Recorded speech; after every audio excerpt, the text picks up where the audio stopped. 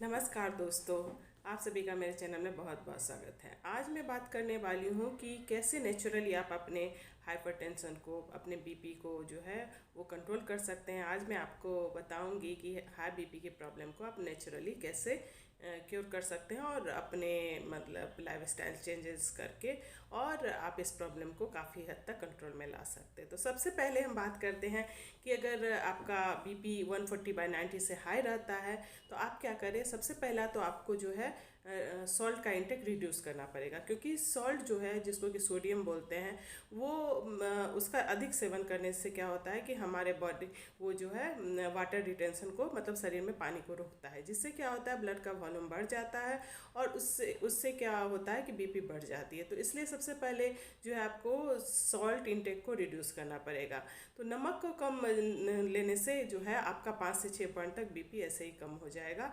और मेनली जो है सॉल्ट जो है वो पाया जाता है पैक्ड फूड में, फ्राइड फूड जैसे अचार हो गया, सॉसेस हो गया, इन सब का इंटेक आप कम करेंगे तो आप देखेंगे कि 5 से 7 पॉइंट तक आपका बीपी कम हो गया।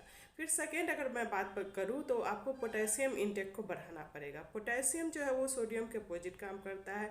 अगर आप पोटेशियम को ज़्यादा लेंगे तो वो आपको बीपी को कंट्रोल करने में बहुत हेल्प करेगी। तो उसमें जो मेनली होते हैं पत्तेदार सब्जियां और फल उसमें पाया जाता है। अगर मैं फल की बात करूँ तो एप्पल, बनाना में ज़्यादा अमाउंट में पोटेशियम पाया जाता है। नारियल पानी होता है उसमें भी पोटेशियम पाया जाता है। तो आप इस तरह से आप इन चीज़ों का ज़्यादा सेवन करके पोटेशियम का इंटेक बढ़ा के भी बीपी को जो है अपने कंट्रोल कर सकते हैं।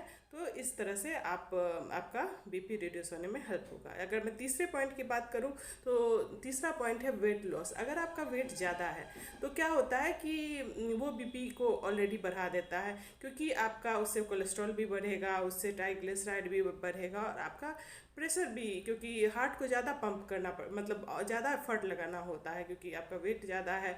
तो इसी के वजह से तो अगर आप वेट को रिड्यूस करते हैं तो उससे क्या होता है, अगर आपने 1 kg वेट रिड्यूस किया तो आपका 1 पॉइंट तक बीपी कम हो जाएगा। तो आप जो है एक जो बीएमआई होता है उसको कितना होना चाहिए, तो 18 से 25 तक होना चाहिए। तो आप अपना ऐसे कैलकुलेट कर सकते हैं, जैसे आपकी जितनी हाइट है मतलब उसको क्या कहते हैं आप इसका फार्मूला पे लगा के बीएमआई कैलकुलेट कर सकते हैं। अगर आप मान लीजिए मेरी हाइट 167 है, अगर मैं उसको 100 माइनस करूँ तो मेरा जो है आइडियल वेट 67 होना चाहिए। तो इसी तरह से आप भी अपना कैलकुलेट कर सकते हैं और बीएमआई के आप उसको सही बीएमआई होगा, आपका वेट कंट्रोल रहेगा तो आपको हाइपरटेंशन की प्रॉब्लम भी कम होगी, मतलब आपका बीपी कंट्रोल में आ जाएगा। इसके बाद में चौथी बात करूँ तो एक्सरसाइज। एक्सरसाइज जो है वो बहुत ज़रूरी है आपके स्ट्रेस, एंजाइटी और आपके बीपी को कंट्रोल करने के लिए। तो सबसे ज़्यादा ज़रूरी क्या होता है कि आप जो है ऐसा एक्सरसाइज करें जिसमें आपका हार्ट रेट जो है वो बढ़े। जैसे कि एरोबिक एक्सरसाइजेज जो होते हैं वो बहुत ही इफ़ेक्टिव होते हैं बीपी को कंट्रोल करने के लिए।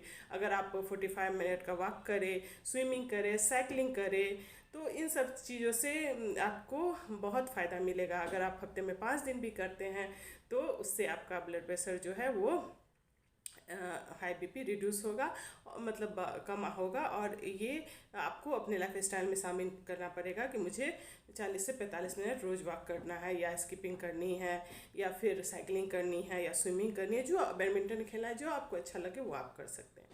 इसके बाद अभी जो मेन प्रॉब्लम है वो है स्ट्रेस और एंजाइटी की। क्या हो गया है कि हम लोग इतने ज़्यादा स्ट्रेस में रहते हैं, उसके वजह से आजकल मेनली क्या होता है हमारा स्ट्रेस हार्मोन जो है कार्टिसोल, मतलब वो उसका सिक्रेशन ज़्यादा होता है। ऑब्वियसली आपका स्ट्रेस हार्मोन बढ़ेगा तो आपको हाइपरटेंशन की प्रॉब्लम भी होगी। तो इसीलिए क्या करना है, स्ट्रेस एंजाइटी को कम करना है। और उसके लिए क्या सबसे ज़्यादा ज़रूरी है, yoga, pranayama, meditation and deep breathing exercises. उसमें क्या करना है, आपको सांस लेना है, 5 सेकंड तक होल्ड करना है, फिर छोड़ना है। तो इस तरह से अगर आप अपना ब्रीदिंग एक्सरसाइज करेंगे तो इससे भी आपका हार्ट रेट जो है वो स्लो होता है और उससे भी बीपी कम हो जाता है। तो इस तरह से आपका ब्लड प्रेशर आप तुरंत ही देखेंगे कि आप अगर 10-15 मिनट आप ध्यान करेंगे और इस तरह से एक्सरसाइज करेंगे तो आप थोड़ा रिलीफ महसूस करेंगे। तो इसको आप अपने लाइफ स्टाइल में शामिल करें। इसके बाद क्या है, आप अल्कोहल के इंटेक को कम करें, क्योंकि अल्कोहल जो है वो ज़्यादा लेने से भी जो है ब्लड प्रेशर की समस्या बढ़ जाती है। तो आप अल्कोहल इंटेक को कम करें। सिगरेट जो निकोटीन का सेवन होता है उसको भी कम करें, क्योंकि ये जो है हमारे हार्ट पे बहुत कैंसर तो होता ही होता है, मतलब सिगरेट स्मोकिंग करने से, बट ये कहीं ना कहीं हमारे हार्ट पे बहुत नुकसान देता है। आपने देखा होगा कि आजकल यंग लोगों को हार्ट अटैक हो जा रहा है। तो इसलिए स्मोकिंग को तो आपको क्विट करना ही चाहिए, क्योंकि वो हमारे लिए बिल्कुल ही बेकार है, हानिकारक है।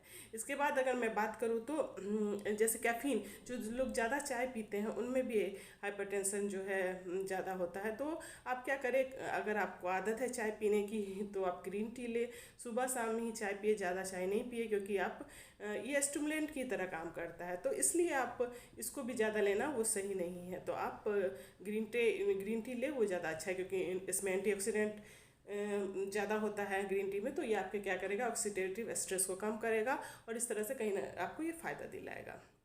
इसके बाद अगर मैं बात करूं तो आप क्या करें, एडिक्वेट अमाउंट में वाटर इंटेक करें। क्या होता है कि जब हम डिहाइड्रेशन बॉडी में होता है तो उससे भी चीज़ें जो है वो सही से नहीं होती। अगर आप एडिक्वेट अमाउंट ऑफ वाटर लेंगे तो क्या होगा, आपके सारे हार्मोन जो है वो सही से का मतलब बैलेंस रहेंगे। इलेक्ट्रोलाइट बैलेंस होना बॉडी में बहुत ज़रूरी है।